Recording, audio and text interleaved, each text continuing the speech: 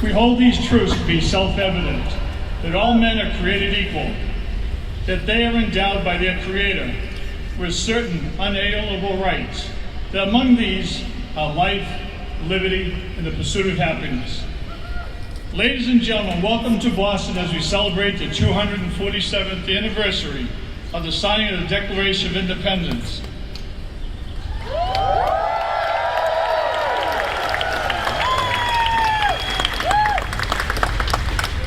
How appropriate that we are here today, just outside this building on March 5th, 1770. 5 men were among the first casualties of the battle for independence in what would later be known as the Boston Massacre. From 1771 through 1782, a patriotic oration had been given from its very balcony. On July 18, 1776, the Declaration of Independence was first proclaimed to the citizens of Boston from this very spot.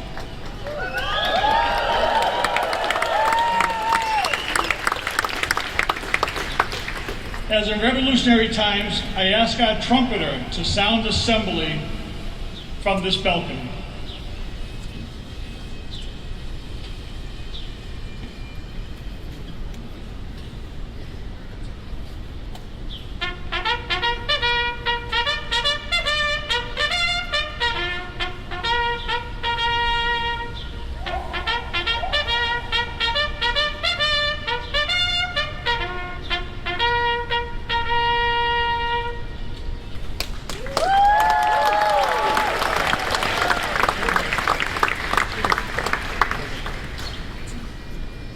I now call upon our Army veteran from the City of Boston Veterans Services, Elliot Pollack, to lead us in the Pledge of Allegiance.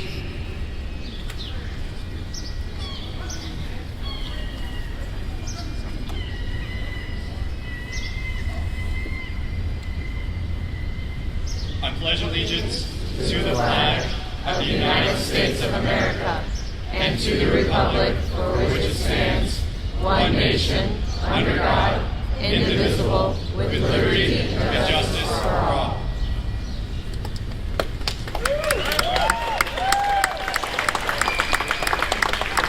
Thank you, Elliot. And now, our vocalist, Danielle Fonseca, will sing God Bless America.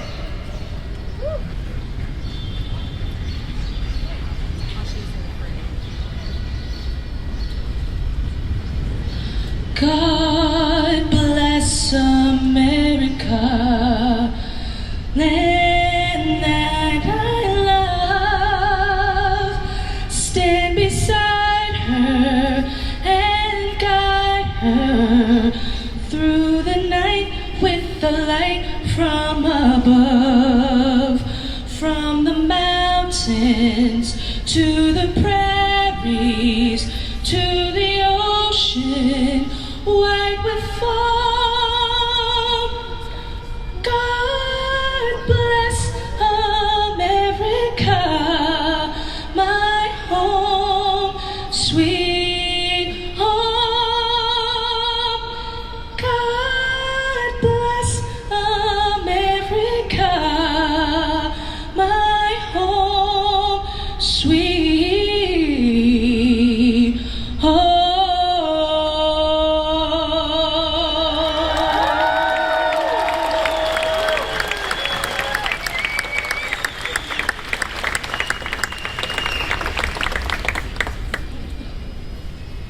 Thank you, Danielle.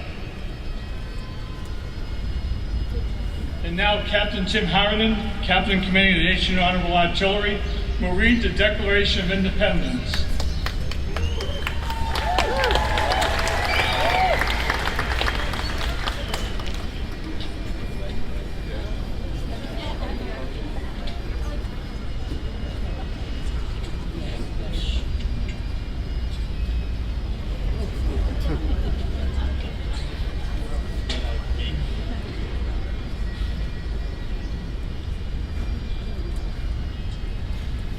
Declaration of Independence was publicly read for the first time in Boston on July 18th, 1776, from this very spot by Colonel Thomas Crafts, who was a member of the Ancient and Honorable Artillery Company of Massachusetts.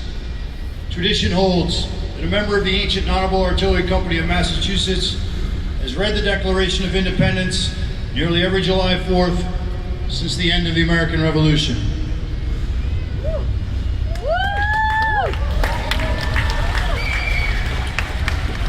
Action of the Second Continental Congress, July 4th, 1776.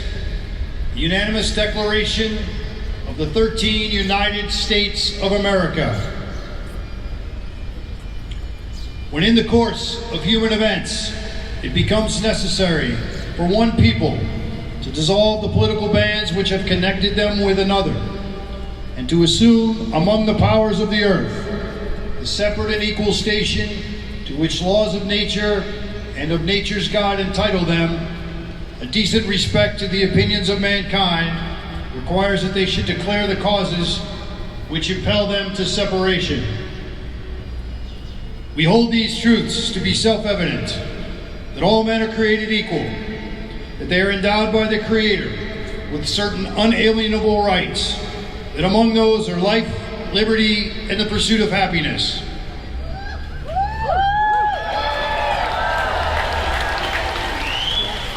That's right. And to secure these rights, governments are instituted among men, deriving their just powers from the consent of the governed, that whenever any form of government becomes destructive of these ends, it is the right of the people to alter or abolish it and institute new government, laying its foundation on such principles and organizing its powers in such form as to them shall seem most likely to affect their safety and happiness. Prudence indeed will dictate that governments long established should not be changed for light and transient causes.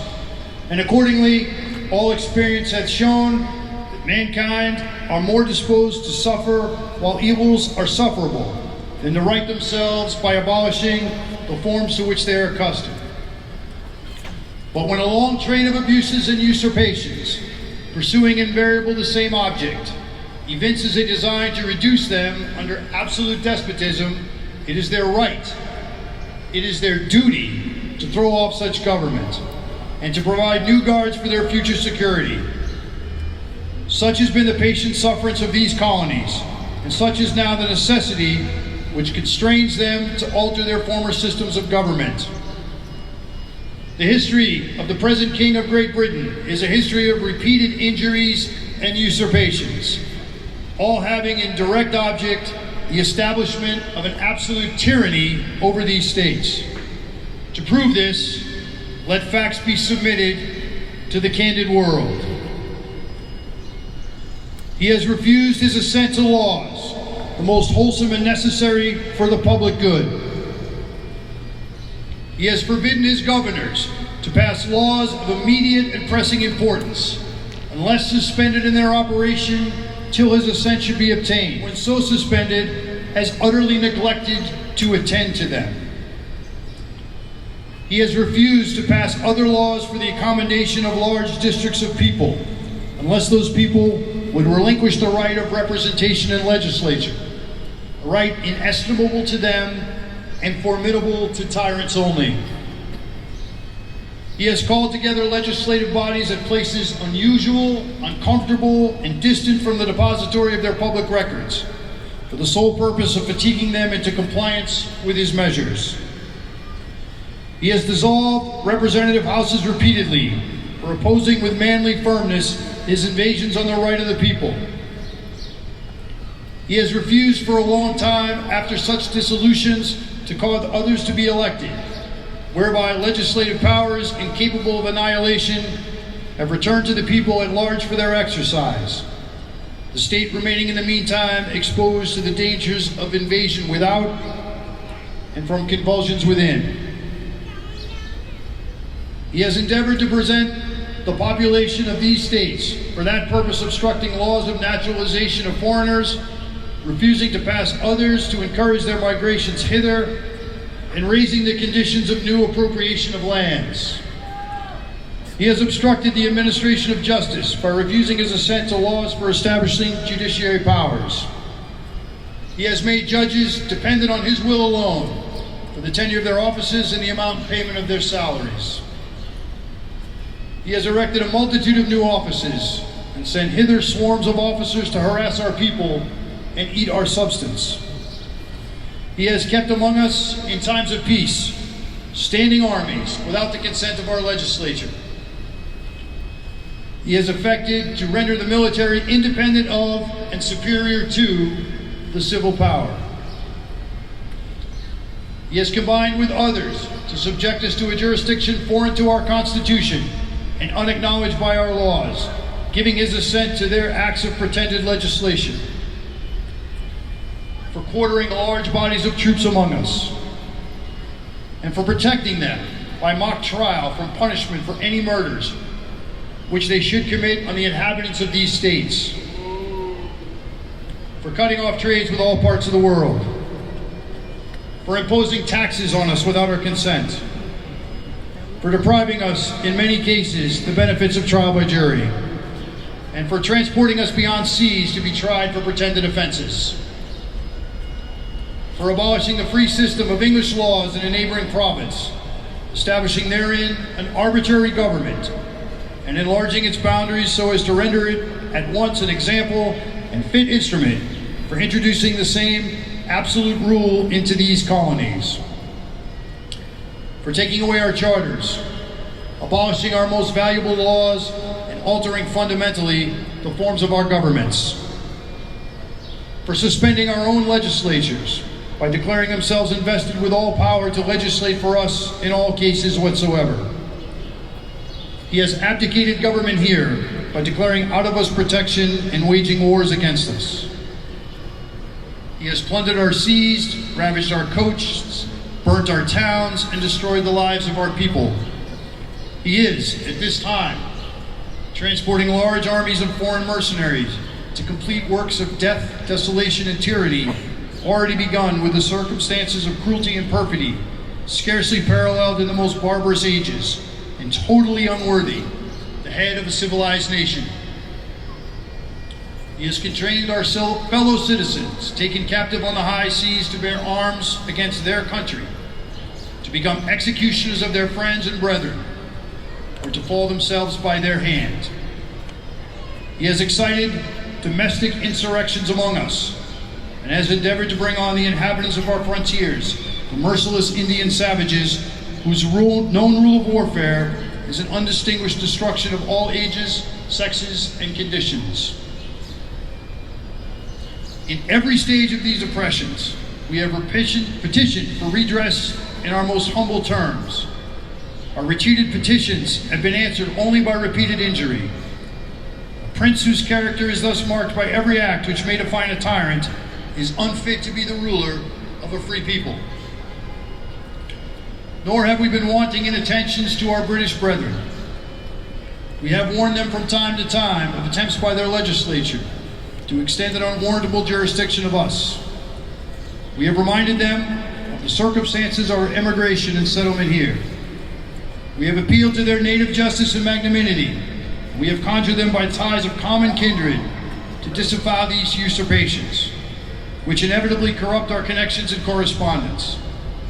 They too have been deaf to the voice of justice and of consanguinity.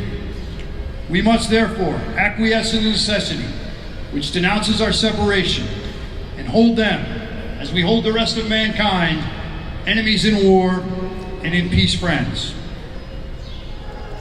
We, therefore, the representatives of the United States of America,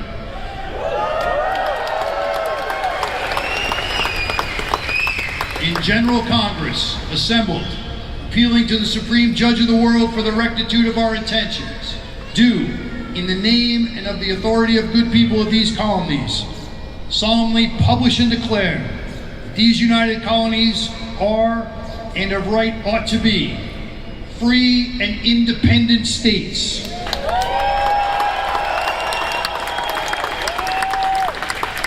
That they are absolved from all allegiance to the British Crown, and that all political connection between them and the state of Great Britain is and ought to be totally dissolved, and that as free and independent states, they have the power to levy war, conclude peace, contract alliances, establish commerce, and do all other acts and things which independent states may of right do. And for the support of this declaration, with a firm reliance on the protection of divine providence, we mutually pledge to each other our lives, our fortunes, and our sacred honor.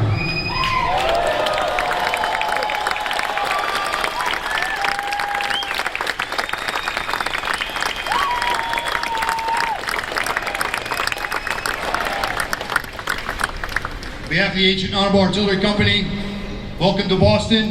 Hope you have a great 4th of July. And let us not forget why we celebrate this great holiday. Thank you.